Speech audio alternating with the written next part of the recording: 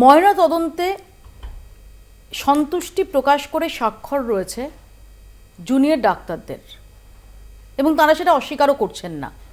এবং আমরা বললাম যে নাম প্রকাশে অনিচ্ছুক একজন, তিনি বলছেন যে নমুনা তাদের সামনে দিয়ে নিয়ে যাওয়া হয়েছে, ময়নাতদন্তের সময় তথ্য লোপাট হয়নি, পরে কি হয়েছে তার জানা নেই।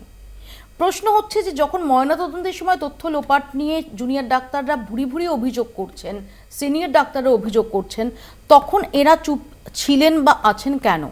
প্রশ্ন হচ্ছে যদি তাদের চাপ দেওয়া হয়ে থাকে সই করতে, যদিও সেটা তারা অস্বীকার করছেন, যাদের সঙ্গে কলকাতা টিভি কথা বলতে সমর্থ হয়েছে তারা অস্বীকার করেছেন, তাহলে তারা অভিযোগ কেন জানাচ্ছেন না?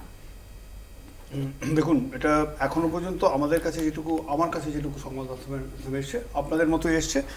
পাশাপাশি এটা আপনারা যেটা দেখাচ্ছেন সেটা সঙ্গে আরেকটা কথা জেনে রাখা দরকার, মানে আমাদের মনে হয়েছে তো উঠে আসা উচিত যে এরা প্রাক্তন অধ্যক্ষ যিনি এখন বিচারাধীন রয়েছেন বন্দী হিসেবে, তাঁর ঘনিষ্ঠ বলেই আমাদের মনে হচ্ছে, নইলে ময়নাতদন্তের সময় এদের থাকবার কোনো কথা নয়। হিসেব মতো তাই বলছে, যদি থাকেনও আমরা যেটুকু অভিযোগ পাচ্ছি সেটা হচ্ছে যে ডোমকে সেদিন যিনি ডোমের কাজ করেন তাকে ঘেঁষতে দেওয়া হয়নি, সেলাই পর্যন্ত ডোম করেননি, এরা করেছেন। 3, যেটা খুব স্পষ্টভাবে বলে রাখা দরকার, এদেরকে ইমিডিয়েট যা আপনি বলছেন সে অনুযায়ী যদি হয় তাহলে ইমিডিয়েট পুলিশ বা তদন্তকারী সংস্থা এদেরকে কনকারেন্সি নিয়ে কথা বলুন। আমরা তো বারবার বলছি যে তদন্তটা সঠিকভাবে হোক, আসল যারা অপরাধী তারা উঠে আসুক, যারা এই যা আপনারা বিবৃতিতে উঠে আসছে, এই ওখান থেকে স্যাম্পেল নিয়ে যাচ্ছে, সেখানে বিকৃতি হয়েছে কিনা জানেন না, চলে গেছে কিনা জানেন না, হারিয়ে গেছে কিনা জানেন না, এই কথাগুলো তো তারাই বলছেন। এটা ঘটনা, তারা এখন চুপ। স্বাভাবিকভাবেই তাদের নিরাপত্তার ভয় আছে, তাদের সুনাম হানির ভয় আছে, সন্দেহভাজন হিসেবে চিহ্নিত হয়ে যাওয়ার ভয় আছে, থাকতেই পারে। কিন্তু তদন্তের স্বার্থে তাদের তো এটুকু ঝুঁকি নিতেই হবে। তাদের আমাদের যারা সিবিআই এর আধিকারিক আছেন, তারা তাদের তদন্তকারী আধিকারিক, তারা তাকে ডেকে জিজ্ঞেস করুন। নাম যখন পাওয়া গেছে, ঠিকানা পাওয়া যাবে, সব কিছু পাওয়া যাবে, কোথায় আছে পাওয়া যাবে, তাদের তো ট্রেস করাই যেতে পারে। এখানে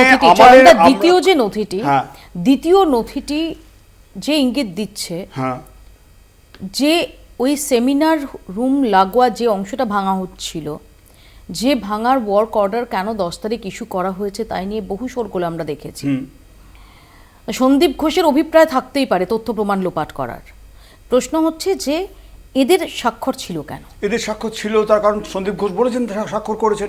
আপনারা কি মনে হয় যে পিজিটি, কোনো সরকারি পিজিটি যারা, এবং পিজিটি মানে তো তারা ট্রেনিং, তারা কি কোনো সরকারি যে ভবন সেটা নির্মাণ বা সংস্কার ইত্যাদি প্রভৃতি ক্ষেত্রে তাদের পরামর্শ বা তাদের দাবি মেনেই সংস্কার হয়েছিল বলে এই নথিতে তাদের দাবি মানা হতে পারে। কিন্তু এরকম একটা ক্রুশিয়াল সময়ে সন্দীপ ঘোষের কথা অনুযায়ী যদি তারা সই করে থাকেন, কোনো ঘটনা যদি তারা সাক্ষী হিসেবে সই করে থাকেন, তাহলে তার দায়িত্ব তাদের নিতেই হবে।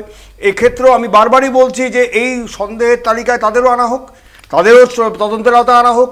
অবশ্যই এখানে দাঁড়িয়ে যারা তাদেরকে কেউ বাঁচাতে চাইছেন কিনা জানি না, যারা আন্দোলনকারী চিকিৎসক তারা কি অবস্থা নেবে সেটা তাদের বিষয়। কিন্তু আমরা খুব স্পষ্টভাবে জানাচ্ছি যে তিলোত্তমার যারা খুনি তাদের বিচার চাই, যারা প্রমাণ লোপাট করেছে তাদেরও আমরা শাস্তি চাইছি।